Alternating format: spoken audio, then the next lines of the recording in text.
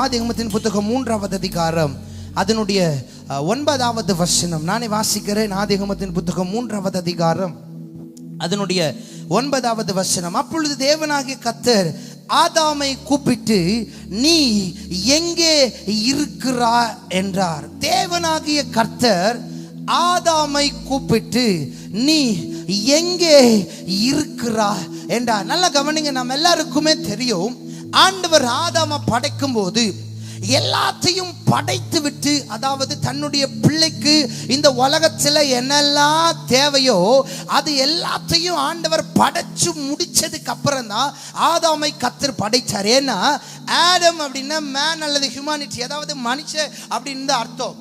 இப்போ இந்த மனுஷனை ஆண்டவர் படைக்கும் போது என்ன பண்றாரு பாருங்க. எல்லாவற்றையும் படைக்கும் போது உட்கார்ந்த இடத்துல இருந்து ஆண்டவர் கட்டளை கொடுக்கிறார். மரம் வரட்டும் அப்படிங்கிறாரு, மரம் வருது. மலை வரட்டும் அப்படிங்கிறாரு, மலை வருது. ஒரு பேனுடைய நேம சொல்றாரு, உடனே அந்த பறவை வந்துருது.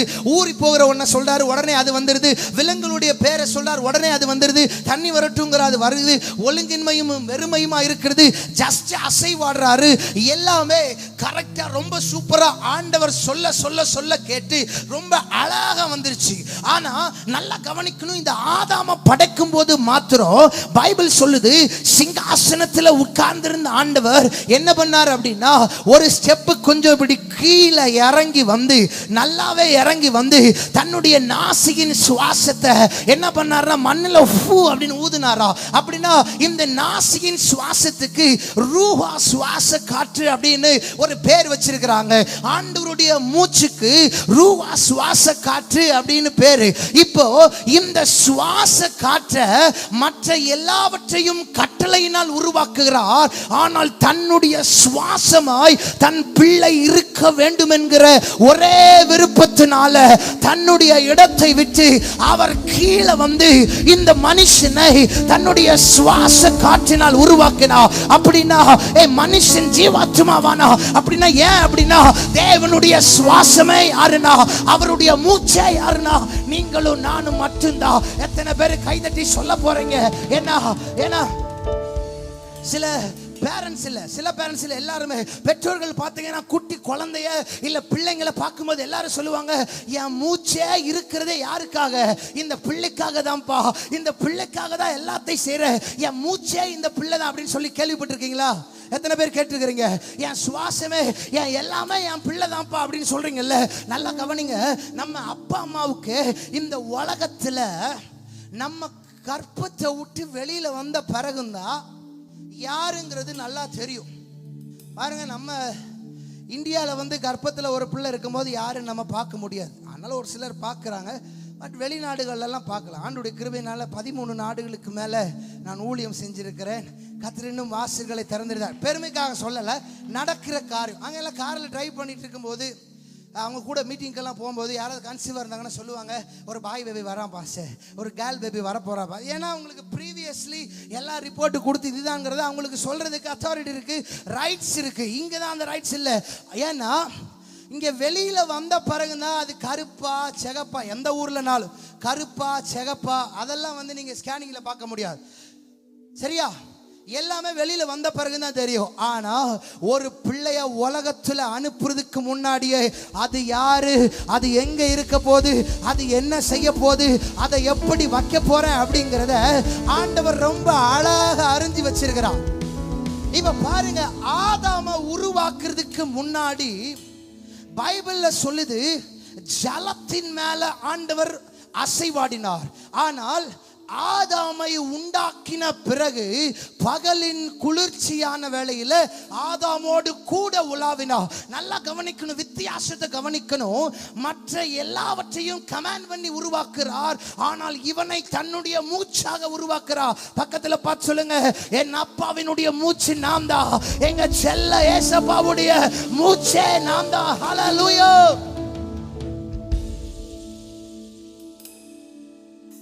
ஆதாம படைச்ச உடனே ஜலத்தின் மேல அசைவாடிச்சு ஆண்டவர் இப்ப என்ன பண்றாருன்னா தோட்டத்துக்கு உள்ள வர விரும்புகிறா. எப்படி ஒரு குட்டி பிள்ளை வெளியில வந்தவனே, ஒரு குழந்தை வந்தவனே அவங்க அப்பாவுக்கு அந்த பிள்ளைய பார்க்கணும், தோல்ல போடணும், கொஞ்சணுங்கிற ஆசை இருக்குமோ, அதே போலதான் ஆண்டவர் ஆதாமா படைச்சு முடிச்ச பிறகு ஒவ்வொரு நாளும் பிள்ளை கூட பேசணும், பிள்ளை கூட உறவாடணும், பிள்ளை கூடயே இருக்கணும் அப்படின்னு சொல்லி ஒவ்வொரு நாளும் தோட்டத்துக்கு உள்ள ஆண்டவர் உள்ள உலாவி உலாவி வந்தா. வசனம் சொல்லுது, அவன் என்னிடத்தில் வாஞ்சையா இருக்கிறபடியால் அவனை விடுவிப்பே. அப்ப பிள்ளை எவ்வளவு பாசமா இருக்கோ, சரி தகப்பன் எவ்வளவு பாசமா இருக்கிறாரோ, அது போல பிள்ளையும் அவருடைய மார்பில் இருக்கணும். அவர் கொஞ்சணும்னு ரொம்ப ஆசைப்பட்டதுனால ஒவ்வொரு நாளும் வருவார். எதை விட்டுட்டு வருவார்னா, வேதம் சொல்லுகிறது பரலோகத்தில் சேராபீன்கள் அவரை ஆராதிக்கிறார்கள். எப்படி ஆராதிக்கிறாங்க? சட்டைகளால் மூடி, சிறகுகளால் மூடி ஒரே ஒரு பாட்டு பாடுறாங்க. சேனைகளின் கர்த்தர் பரிசுத்தர், சேனைகளின் கர்த்தர் பரிசுத்தர், சேனைகளின் கர்த்தர், ஓஹோ பரிசுத்தர் பரிசுத்தரே, ஆஹா பரிசுத்தர் பரிசுத்தரே, பரிசுத்தர் பரிசுத்தர் பரிசுத்தரே, பரிசுத்தர் பரிசுத்தர். இயேசு நீரே, நீர் மாத்திரமே, இயேசு நீரே, நீர் மாத்திரமே. இப்படி சேராபீன்கள் எல்லாம் பாடிட்டு இருக்கிறாங்க. இதுக்கு மேல 24 மூப்பர்கள், 4 ஜீவன்கள் என்ன பண்றாங்கன்னா, சிங்காசனத்தில் ஆண்டவர் உட்கார்ந்து இருக்கிறாருன்னா இவங்க இப்படி வந்து தாழ விழுந்து கீழே பணிஞ்சு சொல்றாங்க, ஓ பரிசுத்த சிங்காசனத்தில் வீற்றிருக்கும் பரிசுத்தரே, பரிசுத்தரே, சிங்காசனத்தில்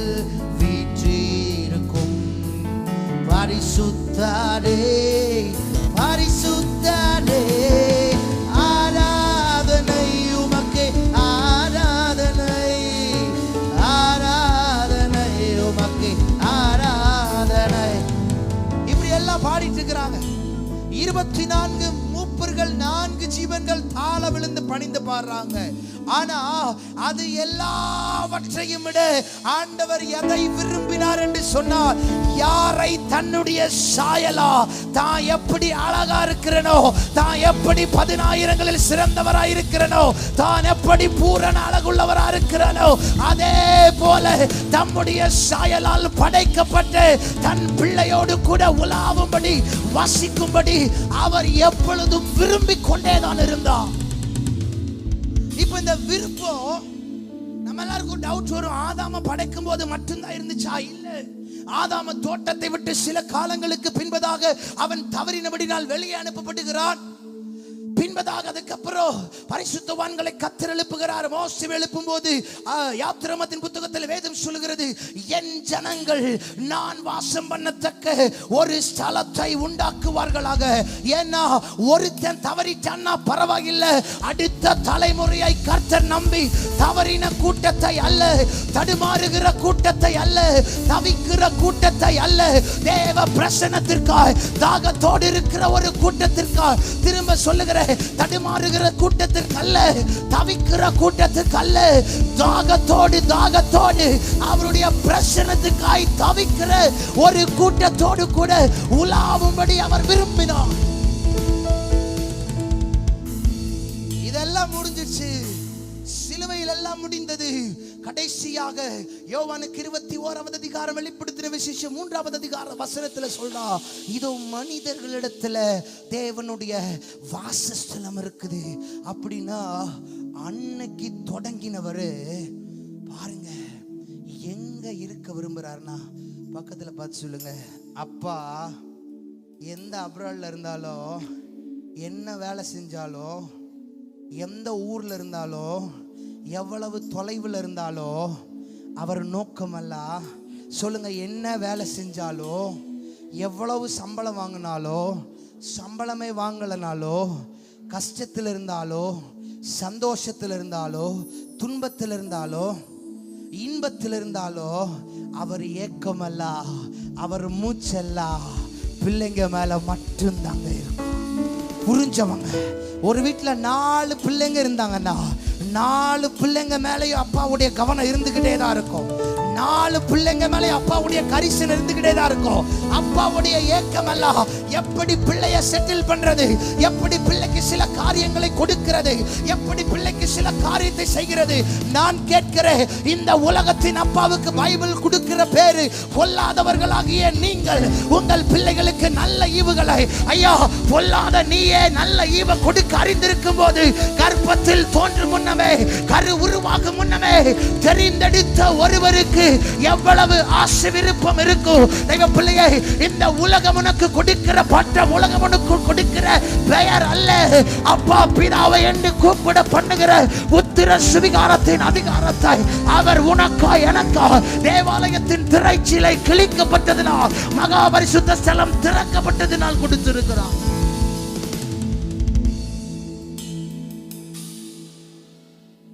இப்படிதாங்க உங்களையோ என்னையோ ஆண்டவர் மூச்சா நினைக்கிறார். அதனாலதான் பக்தன் பாடுகிறார், சி மைனர். அதான் பக்தன் ரொம்ப அழகா பாடுகிறார். என் பேச்சில, என் மூச்சில, என் சொல்லல, என் செயலில் கலந்து. அப்படின்னா என் மூச்சுல கலந்துருக்கிறாருன்னு என்ன அர்த்தம்? நான் சுவாசிக்கும் போது, டாக்டர்கிட்ட போகும்போது சொல்றாங்கல்ல, மூச்சை நல்லா இழுத்து விடுங்க, மூச்சை நல்லா இழுத்து விடுங்க. கொஞ்சம் மூச்சை அப்படியே இழுத்து விடுங்க பார்க்கலாம். எல்லாரும் மூச்சை கொஞ்சம் இழுத்து விடுங்க பார்க்கலாம். உங்க சுவாசத்துல ஒருத்தர் கலந்து இருக்கிறா, உங்க சுவாசத்துல ஒருத்தர் கலந்து இருக்கிறா. அவர் சாதாரணமானவர் அல்ல, அவர் சர்வ வல்லமை உள்ளவர். அவர் சாதாரணமானவர் அல்ல.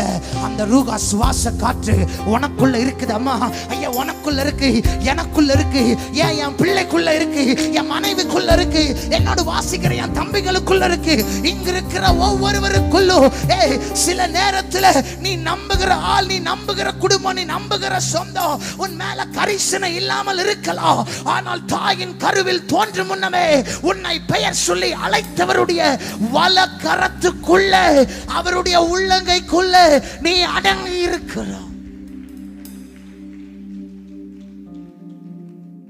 ஆண்டவர் உருவாக்கணும்னு கையெடுத்து பார்த்திருப்பா, கைக்குள்ளேயே போட்டு தம் பிள்ளைய அரவணைச்சு வச்சிருப்பா, தம் பிள்ளைய தோல்லையே போட்டு வச்சிருப்பா. ஒவ்வொரு நாளும் ஆண்டு இறங்கி வர்றார். பிள்ளை எப்படி இருக்கு, பிள்ளை சாப்பிட்டுச்சா? தூரத்தில் படிக்கிற சில பிள்ளைங்களுக்கெல்லாம், வேலை செய்கிற பிள்ளைங்களுக்கு அப்பா அம்மா கால் பண்ணவனே கேட்பாங்க, சாப்பிட்டியா? அதே கரிசனை தான் அவருக்கு இருந்துச்சு. இறங்கி வந்தாள், ஒவ்வொரு நாளும் வருகிறார்.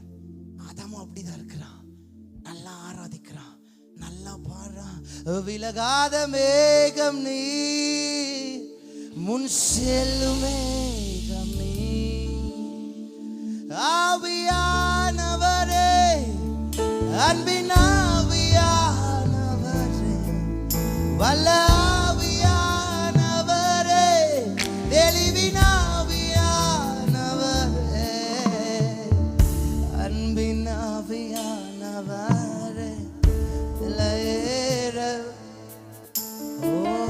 எனையாளும் நன்றி ஐயா.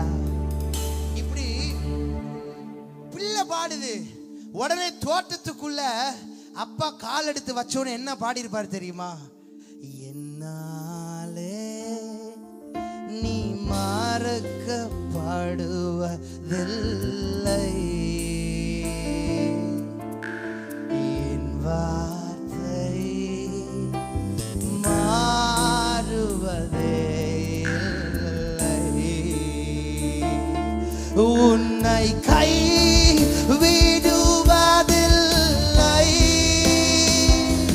உன்னை விட்டு விலகுவதில்லை, உன்னை கை விடுவதில்லை, உன்னை விட்டு விலகுவதில்லை. பிள்ளை பாடுது, அன்பின் ஆவியானவரே என்ன ஆளுக செய்யப்பான்னு பாடுது. அப்பா சொல்றாரு, நான் உன் கூட தான் இருக்கிறேன் அப்படின்னு சொல்லி அப்பா வந்து ஆதாமா கட்டி அணைக்கிறார். சோ இப்படி ஒவ்வொரு நாளும் தகப்பன் பிள்ளை உறவானது நாளுக்கு நாள் பலப்பட்டு கொண்டே இருக்கிற தெய்வ பிள்ளையே, நம்முடைய ஆவிக்குரிய வாழ்க்கையில ஏதோ ஆண்டவர் நம்ம வாழ்க்கையில செயல்படணும் அப்படின்னு நாம் விரும்புகிறது மட்டுமல்ல, நம்ம விரும்புகிறது விருப்பத்தோடு கூட இருந்து விடக் கூடாது. மாறாக அவர் நம்முடைய வாழ்க்கையில தொடர்ச்சியாக செயல்பட வேண்டுமானால் தேவன் விரும்புகிற சில காரியங்களை நம்ம செய்யணும். ஒரு ஆமென் சொல்லிருங்களேன், ஒரு ஆமென் சொல்லிருங்களேன். நிறைய பேர் ஜெபம் பண்ணுவாங்க, ஆண்டவரே நீங்க என்ன மறந்துட்டீங்களாப்பா, மனுஷங்க மறந்துட்டாங்க, அவங்க மறந்துட்டாங்க, இவங்க மறந்துட்டாங்க, காரியம் அப்படி இருக்கு இப்படி இருக்கு. ஆதாம் நல்லா இருந்தா, தேவனுடைய சுவாச காற்றினால் படைக்கப்பட்டவன், ஆண்டவருடைய நிழலுக்குள்ள ரொம்ப அழகாக இருந்தா, கத்திரிவன் தனியா இருக்கிறது நல்லதில்லையே அப்படின்னு சொல்லி பிள்ளைக்கு ஏற்ற துணைய கூட உண்டாக்குனா, எல்லா காரியத்தையும் ஆண்டவர் அதின் நேரத்துல கரெக்டா செட்டில்மெண்ட் பண்ணிட்டே வந்தார். ஆமென் சொல்லிருங்களே. பக்கத்துல பார்த்து சொல்லுங்க, எந்த டைம்ல உங்க வாழ்க்கையில எதை செட்டில் பண்ணணுமோ ஆண்டவர் அதை கரெக்டா செட்டில் பண்ணுவார். ஒரு ஆமென் சொல்லுங்க சத்தமா. எதை செட்டில்மெண்ட் பண்ணணுமோ ஆண்டவர் அதை கரெக்டா செட்டில்மெண்ட் பண்ணுவா. பாருங்க, சிலுவைக்கு போகும்போது கூட மரியாள் கீழே நின்று அழுதுட்டு இருக்காங்க. ஏன்னா என்ன, பரிசுத்தாவினால பிறந்தது, ஆனால் 10 மாதம் சுமந்திருக்கிறா. இன்னொன்னு 30 வருஷம் பிள்ளைய பாதுகாத்து கரம் பிடிச்சு நடத்தி இருக்கிறா. பண்டிகையில தொலைஞ்சப்ப இயேசுவை தேடி அலைஞ்சிருக்கிறா. இப்ப என்னதான் இருந்தாலும் அம்மாவுக்கு என்ன பண்ணும், ஒரு வேதனை இருக்கும். அந்த செட்டில்மெண்ட கூட எங்க பண்றாரு தெரியுமா? வேதம் சொல்லுகிறது, முட்கிரீடம் சூட்டப்பட்ட பிறகு, அன்றைய யூத கலாச்சாரத்தில் ஒரு மனிதனுக்கு முட்கிரீடம் சூட்டப்பட வேண்டுமானால் தம்மூஸ் என்று எழுதப்படுகிற எபிரேய பதத்தின் அந்த மரத்துக்கு அவன் கொண்டு வரப்பட வேண்டும். அந்த மரத்துக்கு கொண்டு வந்த பிறகு தலையில் முட்கிரீடம் வைத்து விட்டால் கீழே சாய்வதற்கு வழியே கிடையாது. அப்படின்னா வேதனையின் மத்தியில கீழே குனிஞ்சு மரியாதை பார்த்து சொல்றாரு, அதோ உன் மகன், இதோ உன் தா. ஸ்பாட் செட்டில்மெண்ட் எந்த டைம்ல பண்ணணுமோ அந்த நேரத்தில் அப்பா பண்ணி விடுகிறான். நான் பார்க்கிறேன், இந்த காலை வேளையில சிலருக்கு சில காரியங்கள்ல ரொம்ப நாளா செட்டில்மெண்ட் பண்ண முடியாம ஏக்கத்தோடு தவித்து கொண்டிருந்த உனக்கு ஒரு நேரத்தை கொடுத்திருக்கிறான். ஆரம்பத்தில் சொன்னதை போல வாக்கு பண்ணினதை கரங்களினால் சுதந்திரித்துக் கொள்ளுகிற ஒரு நாட்களை, ஒரு டைம் என் ஆண்டவர் முன்வழியாய் கடந்து வர பண்ணுகிறான். Come on, receive it somebody. யாருக்கு எதை எப்ப பண்ணணும்ங்கிறது அவருக்கு ரொம்ப சூப்பரா தெரியும். ஆதாமுக்கு கரெக்டா என்ன எல்லாம் பண்ணணுமோ அதெல்லாம் பண்ணிட்டே வர்றா. இப்போ என் பிள்ளை இங்க இருக்கிறா, என்கிட்ட வந்து டாடி எனக்கு ஒரு காம்போஸ்ட் வாங்கி கொடு அப்படின்னு சொன்னா நான் வாங்கி கொடுப்பேனா? வாங்கி கொடுக்க மாட்டேன். ஆனா அதே அவ 10th ஸ்டாண்டர்டோ 11th ஸ்டாண்டர்டோ வரும்போது எங்க சார் எனக்கு, எங்க மிஸ் எனக்கு ஜாமெட்ரி பாக்ஸ் வாங்கிட்டு வர சொல்றாங்கன்னா என் கடமை என்ன? சொல்லுங்க சொல்லுங்க, வாங்கி கொடுக்கணும். அப்போ சரியான டைம்ல நானே செயல்படுறேன் அப்படின்னா அவர் தன்னுடைய நேரத்தில் நம்முடைய வாழ்க்கையில தரிசனத்தை நிறைவேற்றுகிறதற்கு உண்மை உள்ள ஆண்டவரா இருக்கிறார். ஆனா இப்படி இருக்கும்போது திடீர்னு சொல்லி நன்றாய் போய்கொண்டிருந்த உறவுல ஒரு விரிசலை உண்டாக்கி சர்ப்பமானது ஏவாளை வஞ்சித்து கடைசியாக ஆதாமையும் வஞ்சித்து என்ன நடக்குதுன்னா, தோட்டத்துக்குள்ள எப்பொழுது உள்ள வரும் பொழுதோ, அதாமே என் செல்லப்பிள்ளையே, என் கண்மணியே, என் அம்முவே, இப்படி எல்லாம் கூப்பிடுறவரு துக்கமடைந்தவராய், வேதனைப்பட்டவராய், நொறுங்கினவராய் கேட்கிறார், ஆதாமே நீ எங்கே இருக்கிறாய்? ஏனென்றால் ஏதேன் என்று சொன்னால் என்ன அர்த்தம்னா, எபிரேய பதத்திலையும் கிரீக்லயும் ஒரே மீனிங்ல ரொம்ப சரியா போட்டிருக்காங்க. It's a place of pleasure. அதாவது ஒரு இன்பம் என்கிறதுல ஹையஸ்ட் போர்ஷன் எதுவோ அந்த சந்தோஷத்தை தருகிற இடம் தான் ஏதேன். சந்தோஷம் அப்படின்னா வாழ்க்கையில எது அதிகமா சந்தோஷத்தை தருமோ அதுதான் ஏதேன். அப்பேற்பட்ட ஈடனுக்குள்ள ஏதேனுக்குள்ள இந்த ஆதாம வச்சிருந்தார்னா வாழ்க்கையில அவனுக்கு துக்கம் இல்லை, அழுகை இல்லை, புலம்பல் இல்லை, எல்லா சந்தோஷமும் அவனுக்கு இருக்கு. which means பிள்ளை நினைக்கிறது சில நேரம் கிடைக்காம இருக்கலாம், ஆனா பிள்ளைக்கு எந்த டைம்ல எதை கொடுக்கணுமோ அதை சரியா கொடுத்துதான் அப்பா உள்ள வச்சிருக்கிறான். என்ன நடந்துச்சு அங்க அப்படின்னா, கவனிங்க, மரத்தினுடைய பழத்தை காட்டி ஏவாளை சர்ப்பம் அழகாய் வஞ்சித்தது. ஆதாமும் போகிறான், சாப்பிட்ட உடனே இவன் போய் ஒளிந்து கொள்ளுகிறான் தோட்டத்துக்குள்ள துக்கம் அடைந்தவரா. ஏன்னா இந்த உலகத்துல யாரு வேணாலும் தூங்கிடுவாங்க, இஸ்ரவேலை காக்கிறவர் உறங்குவதும் அல்ல. அவர் யார வேணாலும் ஏமாத்திரல, அவரை ஏமாற்ற முடியாது. லூக்கா எழுதின சுவிசேஷம் 11வது அதிகாரம் வேதம் சொல்லுகிறது, சிநேகிதன் ஒருவன் ராத்திரியில வழி பிரயாணமாய் வந்து கதவை தட்டுகிறான். அப்ப வீட்டுக்குள்ள இருக்கிற அந்த அப்பா எழும்பி வந்து சொல்றாரு, இங்க பாரு என் பிள்ளைங்க படுத்திருக்கிறாங்க அப்படின்னு வசனம் சொல்லுது. இப்போ பிள்ளைங்க படுத்திருக்கிறாங்கன்னா எழும்பி வந்து கதவை தகப்பன் எப்படி தட்டினாரு? என் கேள்வி அதுதான். பிள்ளைகள் என்னோடு கூட படிச்சிருக்கிறார்கள். இன்னொரு வேர்ஷன்ல போடுங்க, they were asleep ன்னு போட்டிருக்காங்க. அவங்க தூங்கிட்டு இருக்காங்க. தகப்பன் எப்படிங்க வெளியே வந்தாரு? Because அப்பா தூங்குறவர் கிடையாது, உறங்குறவர் கிடையாது. இன்னைக்கு பாருங்க, நம்ம இங்க உட்கார்ந்து நல்ல ஆண்டவரை துதிச்சு பாடி வசனத்தை கேட்டுட்டு இருக்கிறோம். அமெரிக்கால ஒரு குரூப் தூங்கிட்டு இருக்காங்க. யூகேல இப்பதான் கொஞ்சம் ஏர்லி மார்னிங், யூரோப்லாம் ரீஜன்லாம் இப்பதான் வருது எல்லாம் இப்பதான் கொஞ்சம் கொஞ்சம் அப்படியே வேக்கப்பிங் பொசிஷனுக்கே வர்றாங்க. ஆண்டவர் இங்கே உலாவறாரு, அவங்க மத்தியிலே உலாவணும். நம்ம தூங்கலாம், பிள்ளை தூங்கலாம், அவர் தூங்குறவர் இல்லை. அப்படின்னா எல்லா நேரமும் நம்மளை கண் கூடாக பார்த்து கொண்டே தான் இருக்கிறார். ஆமென் சொல்லுங்களேன், ஒரு ஆமென் சொல்லுங்களேன். 24x7 நம்மளை பார்த்துட்டே தான் இருக்கிறா. நம்ம போகிற சூழ்நிலையை பார்த்து சிரிக்கிறவர் அல்லங்க, எந்த டைம்ல எப்படி செய்யணுங்கிறது அவருக்கு தெரியும். யோபு எழுதுறாருல, நான் போகும் வழியை அவர் அறிவார். அறிந்தார்ல அல்ல, அறிவார். நான் போகும் வழியை அவர் அறிவார். He knows everything of me. என்ன குறிச்சு எல்லாமே அவருக்கு ரொம்ப தெளிவா தெரியும். அப்ப ஏதோ பார்த்துட்டு என்ன நடுவழியில விட்டுட்டு சிரிக்கிற ஒரு ஆண்டவர் அல்ல. என் சூழ்நிலையின் நடுவாக உலாவி எனக்கு எப்ப எதை செய்யணும், என்னை எந்த இடத்துல எப்படி வைக்கணுங்கிறதுல உண்மையா எனக்காக பிதாவினிடத்துல பரிந்து பேசுகிற ஒரு நல்ல தகப்பன். ஆனால் ஆண்டவர் ஒன்ன செய்யாதன்னு சொல்லும் போது இவன் அதுல காலெடுத்து ஆதாம் வச்சதுனால என்ன நடந்ததுன்னா, இவன் போய் ஒளிந்து கொண்டிருக்கிறான். ஆண்டவர் கேட்கிறாரு, ஆதாமே நீ எங்க இருக்கிறாய் அப்படின்னா, என்னுடைய கேள்வி என்னன்னா, தேவன் வைத்திருக்கிற இடத்தில் இன்றைக்கு சபை, அவருடைய சரீரமாகிய சபை ஆண்டவர் வைத்திருக்கிற இடத்தில் இருக்கிறதா, இல்லை தேவன் விரும்பாத ஒரு இடத்தில் இருக்கிறதா? ஆதாம் ஒளிந்து கொண்டிருந்தார். Adam was hiding himself. Where and when? எங்கே, எப்பொழுது, எதற்காக ஆதாம் ஒளிந்து கொண்டிருந்தா? எப்பொழுதும் அப்பா வந்தா ஓடி வந்து கட்டி பிடிக்கிற பிள்ளை இப்போ ஏதோ ஒரு மூலையில போய் ஐயோ அவர் வராரா அப்படின்னு சொல்லி ரொம்ப தன்னை ஹைட் பண்ணிட்டு இருக்கிறான். ஆண்டவருக்கு எதுவும் தெரியாமல இல்லைங்க, அவர் வந்து கேட்கிறார், வாலிப தம்பி தங்கச்சி நீ எங்க இருக்கிற, நீ எங்க இருக்கிற? ஆதாம் 3 இடங்களில ஒளிந்து கொண்டிருந்தான். இன்னைக்கு தேவன் நாம் ஒளிந்து கொண்டிருக்கிறவர்களாய் அல்ல, இங்கதான் பிரசங்கம் தொடங்குறேன், டக்குன்னு சீக்கிரம் முடிச்சிடறேன்.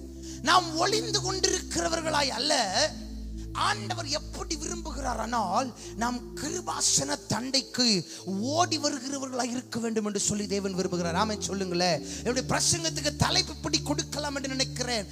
ஒளியாதே, ஓடி வா. பக்கத்துல பார்த்து சொல்லுங்க, ஒளியாதீங்க. சொல்லுங்க, ஒளியாதீங்க, ஓடி வந்துருங்க. சொல்லுங்க, ஓடி வந்துருங்க.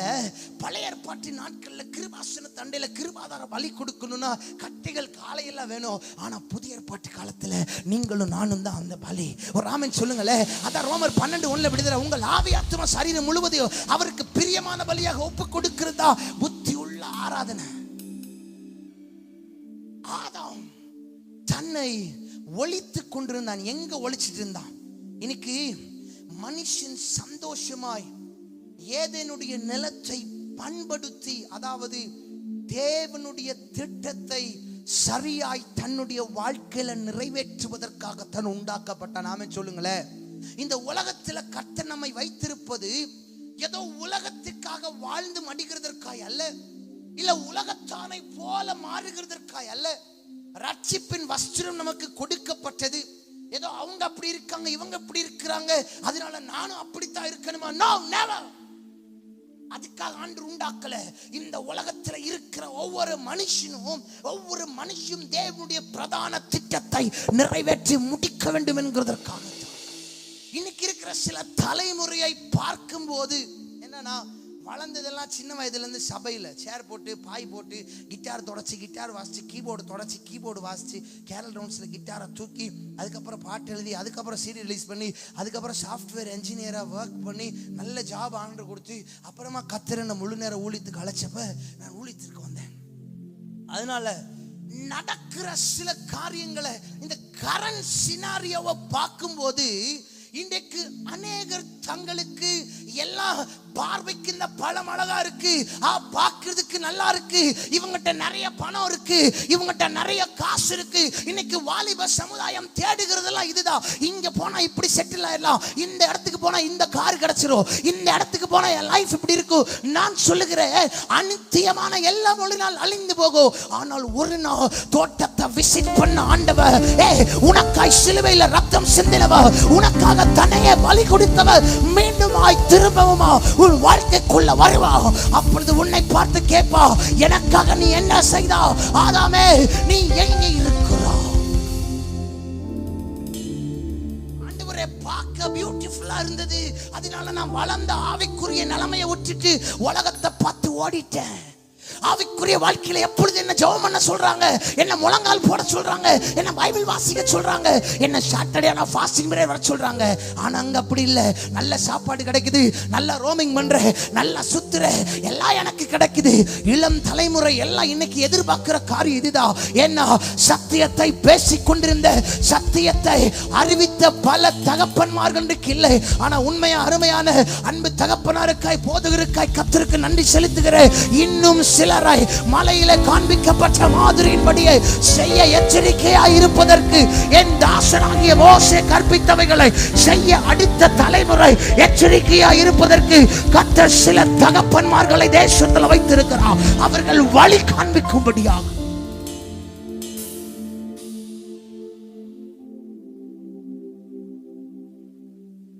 ஜெயித்தவன் அழகை பார்த்து தோற்று போனான்.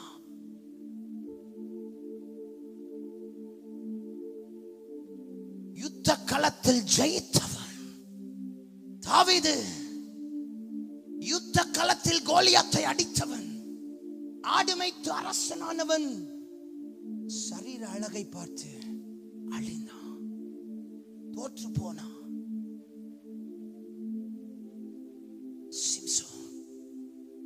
சிம்சோன் பார்க்கிறதுக்கு ரொம்ப பியூட்டிஃபுல்லா திம்னாத்தின் பெண் தெரிகிறாள். இப்படி சொல்றேன், இன்னைக்கு இருக்க ட்ரெண்டுக்கு சொல்றேனே, அவ வீட்டுல எல்லாமே இருக்குங்க, போனா அப்படியே தூக்கிடலாம். தம்பி, தங்கச்சி, அண்ணன், அக்கா, ஐயா, அம்மா, நீ போகிற வழியில கஷ்டம் பாடுகள் இருக்குன்னா கர்த்தருக்கு நன்றி சொல்லுங்க. ஏன்னா அதுதான் தேவன் வச்சது. உலகத்தில் உங்களுக்கு உபத்திரவம் சொல்ல மாட்டீங்களே, ஆனாலும் திடீர்னு கொள்ளுங்க, நான் உலகத்தை எல்லாமே ஈஸியா கிடைக்குதுன்னா எங்கேயோ போய் டேஞ்சர்ல முடிய போகுதுன்னு அர்த்தம். கவனிங்க, எல்லாமே ஈஸியா கிடைக்குதுன்னா எங்கேயோ டேஞ்சர்ல போய் முடிய போகுதுன்னு அர்த்தம். ஏன்னா ஒரு நாள் கரெக்டா விசிட் பண்றார். ஆதாமே, நீ எங்க இருக்கிறா? எப்படிப்பட்ட இடத்துல உன்னை நான் வச்சிருந்தேன், ஆனா இன்னைக்கு சாக்கடைக்குள்ள போய் நிக்கிற, நீ ஒளிஞ்சு நிக்கிற. எங்கே ஆதாம் ஒளிந்தான்? முதலாவது ஆதாம் ஒளிந்த இடம் வாசிக்கலாம். 8வது வசனம். பகலின் குளிர்ச்சியான வேளையிலே தோட்டத்தில் உலாவுகிற கர்த்தருடைய சத்தத்தை அவர்கள் கேட்டார்கள். அப்பொழுது ஆதாமும் அவன் மனைவியும் தேவனாகிய கர்த்தருடைய சந்நிதிக்கு விலகி, எதை விட்டு விலகுனாங்க? முதல்ல எதை விட்டு விலகுனாங்க? தேவ பிரசன்னத்தை விட்டு பிசாசு தூரப்படுத்தி ஒழிச்சு வச்சிட்டான். 3 நாளைக்கு முன்பதாக, நேற்று வரைக்கும் இந்த பிரசங்கத்தை நான் எடுத்தேன். 3 நாள். நான் எப்பவுமே ஒரு ப்ரீச்சிங் ரெஃபர் பண்ணும்போது நான் பயங்கரமாக ரெஃபர் பண்ணுவேன். அப்போ 3 நாள் இது நான் உட்கார்ந்து எடுத்தேன். தேவ சமூகத்தில் போராடி கேட்டேன், ஆண்டவரே கரண்ட் சினாரியோக்கு நான் என்ன பேசணுங்கிறது எனக்கு சொல்லி கொடுங்க. ஏதோ என்கிட்ட 100 பிரசங்கம் இருக்கு, 50 பிரசங்கம் இருக்கு, அப்படிலாம் இல்லை. கரண்ட் சினாரியோ, எழுப்புதல் வாலிபர் ஆராதனைன்னு போட்டிருக்கிறாங்க. நான் சபைக்கும் பேசணும், வாலிபர்களுக்கும் பேசணும், எனக்கு சொல்லி கொடுங்க. தேவ சமூகத்தில் மணிக்கணக்காய் உட்கார்ந்த போது ஆண்டவர் எனக்கு காட்டி கொடுத்தார். முதலாவது, ஏன் ஆண்டவருக்கு சில காரியம் இவன் மேல ஒரு மாதிரி வந்துருச்சு அப்படின்னா, எதை விட்டு ஓடி ஒளிகிறானா? தேவ பிரசன்னத்தை விட்டு ஓடி ஒளிகிறான். கவனிங்க, நம்முடைய வாழ்க்கையில ஆண்டவருக்கு பிரியமில்லாத சில காரியத்துக்கு இடம் கொடுக்கும் போது அது நம்மை எதை விட்டு விலக செய்கிறதனால் தேவனுடைய பிரசன்னத்தை விட்டு விலக செய்கிறது. எரேமியா 29:11 வாசிக்கிறோம், நீங்கள் எதிர்பார்க்கும் முடிவை நான் உங்களுக்கு கொடுக்கும். நான் இங்கிலீஷ்ல இப்படி போட்டிருக்காங்க, for I know the plans that I have for you, declares for you not to harm you, plans to give you hope and a future. நீ எதிர்பார்க்குங்கிறது தமிழ், ஆனா இங்கிலீஷ்ல சொல்றது நான் உனக்கு வச்சிருக்கிறது. அப்படின்னா மேலான திட்டங்கள், மேலான மகிமையை, மேலான ஆசீர்வாதத்தை, மேலான செழிப்பை, மேலான எல்லாவற்றையும், ராஜவஸ்திரத்தை, எல்லாத்தையும் அவர் எனக்காக வச்சிருக்கும் போது ஏதோ ஒண்ணு என் கண்ணுக்கு நல்லா படுது அப்படிங்கிறதுக்காக சுயத்துல இல்ல, யாரோ என்ன சொல்றாங்க, யாரோ என்ன தூண்டுறாங்க அப்படிங்கிறதுக்காக நான் கொஞ்சம் திரும்பி பார்த்து அதை நோக்கி போவேனால் போகும்போதெல்லாம் கொஞ்சம் நல்லா தான் இருக்கும். நேற்று பாருங்க, ட்ரெயின்ல நாங்க ஏறும்போது ஒரு இன்சிடென்ட் நடந்தது. ஒரு 2 பேர் எங்க இடத்துல வந்து ஒரு டிக்கெட்டை காட்டி ஆண்டி நம்பினு கேட்டாங்க, இந்த டிக்கெட் திருச்சி போறதுக்கு இந்த ட்ரெயின் போகல, எங்க போகணும்? நாங்க சொன்னோம், இது பேக் சைட் கம்பார்ட்மெண்ட், பின்னாடி போங்க. 2-3 பேர்கிட்ட கேட்டிருக்கிறாங்க. டிடிஆரே சொல்லியிருக்கிறாரு முன்னாடி போங்க அப்படின்னு. போகும்போது நாங்களும் சொன்னோம் 3 நிமிஷம் தான் இருக்கு, சீக்கிரம் போங்க. ட்ரெயின் கொஞ்சம் பிச் மூவ் ஆன உடனே பின்னாடி இருந்த அந்த சகோதரன் அந்த பெண்ணனி ஏறு, பிள்ளைங்களை கூப்பிட்டு நான் பின்னாடி ஏறுறேன் அப்படின்னு சொல்லியிருக்க. தூண்டுறவன் அப்படிதான் தூண்டுவா. என்ன நடந்துச்சு? 2 நிமிஷத்துல எடுத்த ட்ரெயின் டக்குன்னு நின்றுச்சு. என்னன்னு பார்த்தா கேட்ட சகோதரி ட்ரெயினுக்குள்ள உள்ள விழுந்துட்டாங்க. Fraction of second. நைட் நம்ம டிடிஆர் கேட்கும்போது என்ன சொன்ன, ஸ்ப்ரிங் டோட்டலா ஹிப் டோட்டலா உடைஞ்சிருச்சான். Fraction of second.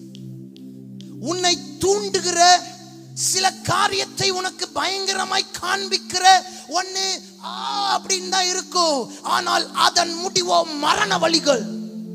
ஒரு மாடு அடிக்கப்படும்படி இன்னைக்கு நிறைய பேரு பிரச்சனத்தை விட்டு தூரமா ஓடிக்கிட்டு இருக்கிறாங்க. ஒரு கட்டத்துல வாலிபர் கூட்டம், சபையில ஜெபம் அப்படின்னு நான் சின்ன வயதுல வளரும்போது எங்க ஊர்ல எல்லாம் பார்த்தா அந்த 3-4 உபவாச கூட்டம்னா அப்படி நிரம்பி இருக்கும். வேலைக்கு போறவங்க எல்லாம் சீக்கிரமா போயிட்டு சீக்கிரமா வருவாங்க. ஆன்லைன் பேர் அப்படி இருக்கும். ஆனா இன்னைக்கு கரண்ட் சினாரியோல ஒரு ஆள் மீட்டிங் வர்றதுக்கே கொஞ்சம் கஷ்டமா இருக்கு. ஏன்னா பிசாசு பல காரியங்களை, பத்தாததுக்கு தேவையில்லாத கள்ள உபதேசமும் உள்ள நுழைஞ்சதுனால நீ அப்படி இருப்ப, நீ இப்படி இருப்ப, இதெல்லாம் வேண்டாம், எப்படி வேணாலும் வாழு, இப்படி எல்லாம் சில காரியம் ஒன்ன டைவர்ட் பண்றதுனால நீங்கள் என்ன பண்றீங்க? டேக் டைவர்ஷன் அப்படின்னு சொல்லி ஒரு டைவர்ஷனை எங்கிருந்து எடுக்க கூடாதோ அங்கிருந்து எடுத்து பிரச்சனத்தை விட்டு தூரமா வெளியில போயிடுறீங்க. நல்லா இருந்த ஆட்கள் தான், ஐயா நான் புதுசான ஆட்களுக்கு பேசல, நல்லா ஜெபித்த ஆட்கள் தான், நல்லா ஆவிக்குரிய நிலைமையில வளர்ந்த ஆட்கள் தான்.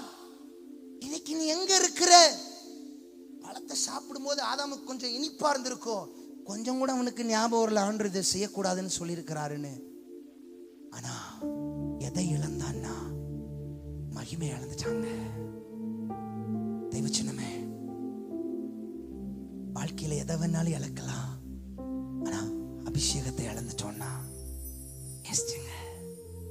அபிஷேகம் நுகங்களை முறிக்கக்கூடிய வல்லமை நிறைந்ததா இருக்கிறது. மோசே கொலையாளி ஆயிட்டான். நல்ல கவனிங்க, கொலை நடந்த அதே இடத்துலதான் மோசே வளர்க்கப்பட்டார். எங்க ஆண் பிள்ளைகள் அழிக்கப்பட்டார்களோ இவன் மேல தேவன் வச்ச திட்டம், இவனை கத்தர் அங்கேயே ட்விஸ்ட வச்சு ஆண்டவர் அங்கேயே இவனை வளர்த்தார். எதா மாறக்கூடாதோ அதை மாறிடுறான், கொலையாளியா மாறிடுறான். ஒருத்தனை கொன்னதுனால இப்ப என்ன ஆச்சு? தூரமா மாமா வீட்டுக்கு போயிடுறான். இவன் மேல இருந்த அழைப்பு தரிசன தலைவன்கிற ஒரு ஐடென்டிட்டி ஆனா he lost that identity. அவன் அதை இழந்துட்டு என்ன பண்றான்னா போய் வனாந்தரத்தில் ஆடு மேய்ச்சிட்டு இருக்கான் 40 வருஷம். ஆனா 40 வருஷத்துக்கு அப்புறம் திரும்ப ஒரு வாய்ப்பு அவனை தேடி வந்தது. ஏன்னா நம்முடைய ஆண்டவர் தேவ பிரசன்னத்தை விட்டு நீ எவ்வளவு தூரம் போயிருந்தாலும் திரும்பவுமா உன்னை தேடி வருகிறவா, திரும்பவுமா உன்னை தேடி வந்த வாய்ப்பை கொடுக்கிறவா.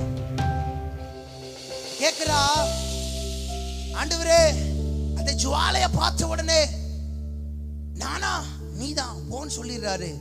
கடைசி ஒரு விஷயம் கேட்கிறான், ஆண்டவரே என்ன அழைச்சது நீங்கன்னா நான் உங்களை பார்க்கணும். இன்னைக்கு பிரசன்னத்துல ஆண்டவர் தேடுற வாலிபர்கள் இப்படி வாலிபர்களை கத்த தேடிட்டு இருக்கிறார். நான் உங்களை பார்க்கணும். ஏன்னா நீ பார்க்க நினைக்கிற ஆளு, நீ வாட்ஸ்அப்ல தேடிட்டு இருக்கிற ஆளு, நீ ஃபேஸ்புக்ல தேடிட்டு இருக்கிற ஆளெல்லாம் இன்னைக்கு உன்கிட்ட பயங்கரமா பேசுவாங்க. நான் அப்படி இருப்பேன், இப்படி செய்வேன், அதை செய்வேன், லொட்டு லொசுகள்லாம் சொல்லுவாங்க. ஒரு 4 வருஷம் 5 வருஷத்துக்கு அப்புறம் பார்த்தனா உன்னோட பெஸ்ட் வந்தோடனே தூக்கி எறிஞ்சிட்டு போயிட்டே இருப்பாங்க.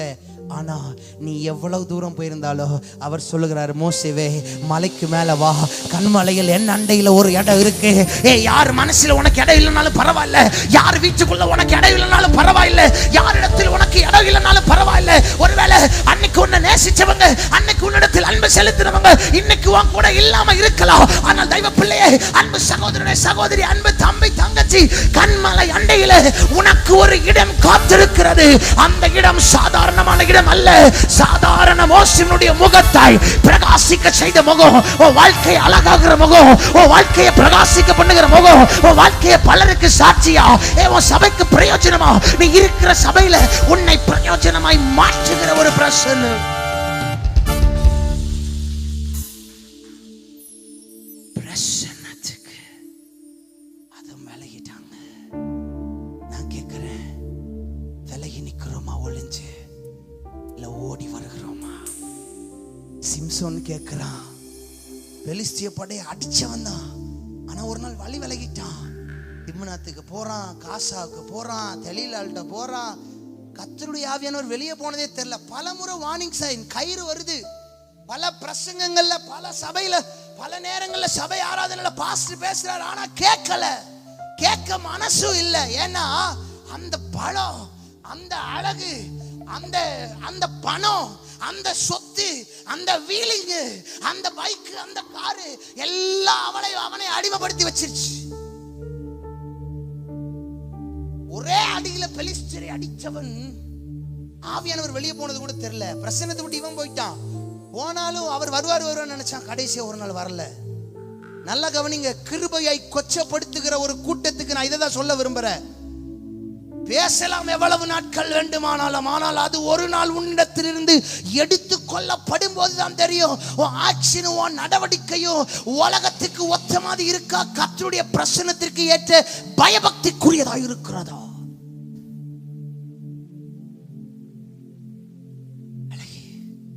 ரொம்ப தூரம் ஓடிட்டான். எப்படி மாத்தினான்னா, சாதிக்க வேண்டிய ஒரு ஆளு காமெடி காட்டுறவனா மாறிட்டான். காமெடி காட்டுறவனா மாறிட்டான்.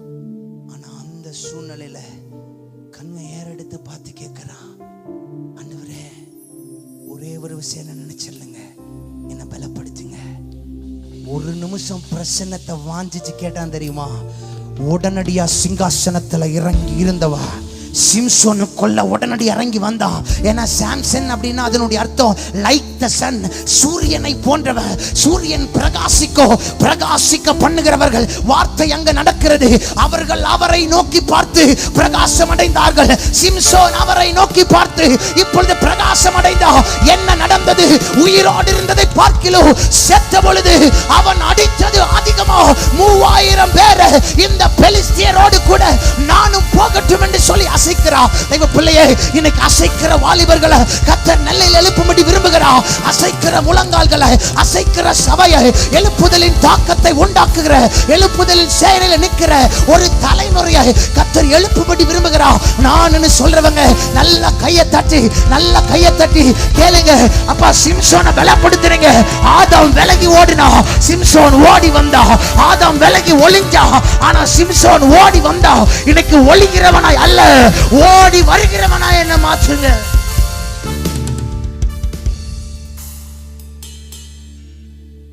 பிரசன்னத்துக்கு விலகி ஓடிடாதீங்க. பிரசன்னத்தை விட்டு. ஒளிந்தவன் இழந்தான், ஓடி வந்தவன் பெற்றுக்கொண்டான். யாரா இருக்க போறோம்? யாரா இருக்க போறோம்? ஒளிஞ்சவன் இழந்துட்டான், சுடரொளி பட்டயத்தை வச்சு துரத்திட்டாரு. ஆனா ஓடி வந்தவனை கர்த்தர் திரும்ப எழுப்புனா, திரும்ப கட்டினா. இன்னைக்கு ஒருவேளை உங்க ஜெப வாழ்க்கையில தூரம் போயிருக்கலாம், ஆராதனை விட்டு தூரம் போயிருக்கலாம், தேவ பிரசன்னத்தை தேவ திட்டத்தை விட்டு தூரம் போயிருக்கலாம், சபையில் நடக்கிற ஆக்டிவிட்டிஸ்ல இருந்து நீங்க பின்வாங்கி போயிருக்கலாம். ஓடி வந்துரு மகளே, ஓடி வந்துரு மகனே, உன்னை கொண்டு தான் மேலானவைகளை செய்ய போகிறா.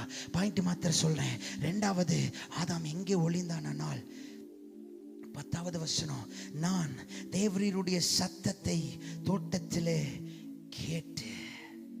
தேவரீருடைய சத்தத்தை தோட்டத்திலே கேட்டு வசனத்தை வார்த்தையை விட்டு ஓடிறான். சங்கீதக்காரன் எழுதுகிறான், கர்த்தருடைய வேதத்தில் இரவும் பகலும் தியானமாக இருக்கிற மனுஷன். ஒரு போதகர் கடந்த நாட்கள் என்னோட பேசும்போது கவலைக்கிடமா சொன்ன ஒரு காரியம், அந்த நாட்கள் எல்லாம் காலையில் எழும்பினோடனே எல்லாரும் ஃபேமிலியாக தனிப்பட்ட ரீதியாக டிவோஷன் பண்ணுவாங்க. ஆனால் இன்னைக்கு பைபிளை படிக்கிற சில நல்ல வாலிபர்களை அடையாளம் காட்டி கொடுங்க பார்ப்போம் அப்படின்னாரு.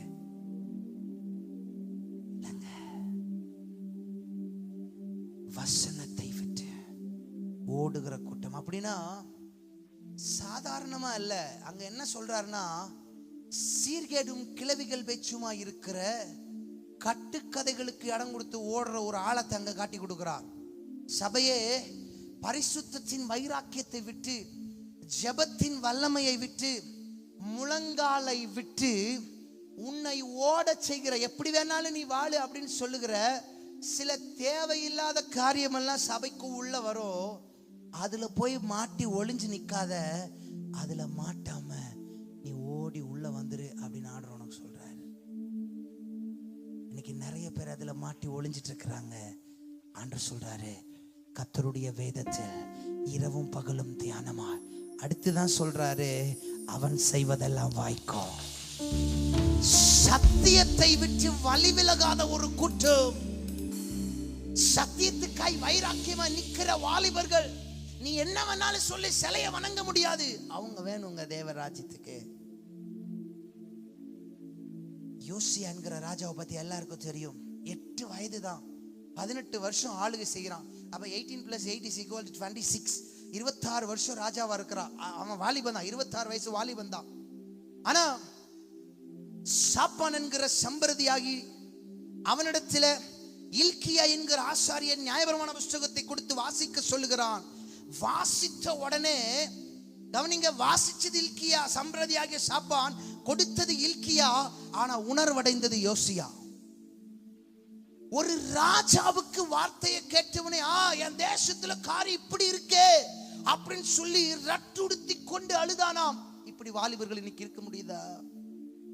இப்படி வாலிபர்களை பார்க்க முடியுதா? பிகாஸ் எல்லாரும் இன்றைக்கு தவறான உபதேசத்துக்குள்ள, சீர்கேடான கிளவிகள் பேச்சுக்குள்ள, கட்டு கதைக்குள்ள, சினிமாவுக்குள்ள, வேண்டாத காரியங்களுக்குள்ள, மொபைலுக்குள்ள ஒளிந்து கொண்டு கிடக்கிறார்கள். ஆண்டவர் சொல்றாரு, நீ யோசிவா மாதிரி ஓடி வா. 26 வயசா இருந்தாலும் உன்னை கொண்டு பெரிய காரியத்தை செய்வேன். கடைசியாக அவன் எதனால் ஒளிந்தானால், அதே வசனம், நான் தேவனுடைய சத்தத்தை தோட்டத்தில் கேட்டு நிர்வாணியாயிருப்பதினால் பயந்து ஒளிந்து கொண்டேன். பயந்து, முதலாவது பிரசன்னத்தை விட்டு விலகி ஓடி ஒளிந்தான். இரண்டாவது சரியான வார்த்தையை விட்டு விலகி ஓடி ஒளிந்தான். மூன்றாவது பயந்து ஒளிஞ்சான். அப்ப இந்த பயத்தை குறித்து 2 காரியம் நமக்கு தெரியும். ஒன்று, ஆண்டவருக்கு பயப்படுகிற பயம். அத கிரீக்ல எப்படி எழுதுறாங்கன்னா, the fear of the Lord is an attitude of humility and submission. அதாவது ஆண்டவருக்கு பயப்படுகிற பயம் அப்படின்னாலே நம்ம முழுசா அவர் கரத்துல கொடுக்கறதா, வேற ஒண்ணுமே கிடையாது. அவர் என்ன சொல்றாரோ அதன்படி நான் செய்யணும். மரியாள் சொல்றாங்க, அவர் என்ன சொல்றாரோ அதன்படி செய்யுங்கள். வேலைக்காரங்களுக்கு சொல்றா, அவர் என்ன சொல்றாரோ அதுதான் என் வாழ்க்கையில் நடக்கணும், அதுதான் என் வாழ்க்கையில நான் செய்யணும். என் லைஃப்ல ஆண்டவர் முழு நேரம் ஊழியத்துக்கு கொண்டு வந்து நான் வரமாட்டேன் ஆண்டவர், நான் காசு தர்றேன் உங்களுக்கு எவ்வளவு வேணாலும், கூப்பிடாதீங்கன்னு சொன்னேன். ஏன்னா சின்ன வயசுல யாராவது என்ன கேட்டாங்கன்னா நீ என்ன ஆக போறேன்னு கேட்டா பாஸ்டராக போயிருவேன்றுவேன். வளர வளர நல்ல எம்சிஏல நல்ல டான்ஸ் செட்டில் நல்ல ஸ்கோரிங் ஆர்டர் கொடுத்தார். 75 அபவ் கத்தர் கொடுத்தார். ஸோ நல்லா படிக்கக்கூடிய கிருபையை கற்றுக் கொடுத்தார். நல்ல ஜாபையும் ஆண்டர் அப்பயே கொடுத்தாரு. டெல்லியில் ஒர்க் பண்ணிட்டு இருந்தேன். இதெல்லாம் விட்டுட்டு வானா யாராவது வருவனா சொல்லுங்களேன். ஆனால் ஆண்டர் வா அப்படின்னாரு. நான் உங்களுக்கு காசு கொடுக்குறேன். ஏதோ அவர் ஏதோ பஞ்சத்தில் இருக்க மாதிரி, நான் ஏதோ பயங்கரமான ஆள் மாதிரி. எங்கே முடிய பிடிச்சி தூக்கணுமோ அங்கே பிடிச்சி தூக்குனா. கச்சிருக்கு பயப்படுற பயணம் உண்மையாக அவர் கையில் கொடுக்கறது. ஆனால் இப்போ எதுக்கு இவன் பயப்படுறான் அப்படின்னா, தான் நிர்வாணியா இருப்பதினால். அப்படின்னா அவனுக்குள்ள ஒரு அர்ப்பணிப்பு ஏற்கனவே இருந்திருக்கு. இப்ப அர்ப்பணிப்புல தோற்று போயிட்டான். அதுதான் பிரச்சனை. ஆண்டவரே, நான் அதை செய்வேன், இதை செய்வேன், அப்படி இருப்பேன், உங்களுக்காக அப்படி இருப்பேன், சபையில் அப்படி இருப்பேன், சபை போதகருக்கு கீழாக இப்படிலாம் இருப்பேன், இப்படியெல்லாம் சமிட் பண்ண ஒரு கூட்டம். இன்னைக்கு ஆண்டவர் உங்களை பார்த்து கேட்கிறாரு, ஆதாமே அந்த இடத்துல உங்க பேரை போட்டுக்கோங்க. யாராரியோ அப்படியெல்லாம் இருந்தல்ல, இன்னைக்கு நீ எங்க இருக்கிற? இன்னைக்கு நீ எங்க இருக்கிற? இன்னைக்கு நீ எங்க இருக்கிற? நான் நேத்து கிளம்புற முன்னே என் ஒய்ஃப்ட்டு பார்த்து கேட்ட ஒரு கேள்வி, ஏன் ஆதாம் ஒளிஞ்சிருந்தா அப்படின்னு. என்ன சொன்னா, அந்த பழத்தை அவனும் சேர்ந்து தானே சாப்பிட்டான். கரெக்ட். அப்ப நான் சொன்னேன், கரெக்ட், பழத்தை சாப்பிட்டது உண்மை. அதுக்கு பின்னாடி ஒரு 3 காரியம் உள்ள இருக்கு. இந்த பழத்தை ஏன் சாப்பிடக்கூடாதுன்னு சொன்னார்னா இதுதான். சாப்பிட்டா பிரசனத்தை விட்டு போயிருவ, வசனத்தை விட்டு தூரம் போயிருவ, உன் அர்ப்பணிப்பை விட்டு நீ வெளியே போயிருவ. தகப்பனுக்கு தெரியுங்க பிள்ளைக்கு எதை கொடுக்கணும் அப்படிங்கிறது. தகப்பனுக்கு தெரியும் பிள்ளையை எங்க வைக்கணுங்கிறது. உன்னை புழுதியில குப்பையில வைக்கிறது அவருடைய சித்தம் அல்ல. உன்னை ராஜாக்களோடும் பிரபுக்களோடும் வைக்கிறது ஆண்டவருக்கு பிடிச்சி. உன்னை குறித்த மேலான திட்டங்களை, மேலான தரிசனங்களை வைத்திருக்கிறார். அதை சுதந்திரித்துக் கொள்ள போகிற ஒரு கூட்டமாய் ஓடி வருகிறவளா இருக்க போகிறோமா, ஒளிந்து கொள்ளுகிறவளா இருக்க போறோமா? கண்களை மூடிக்கொள்ளலாம்.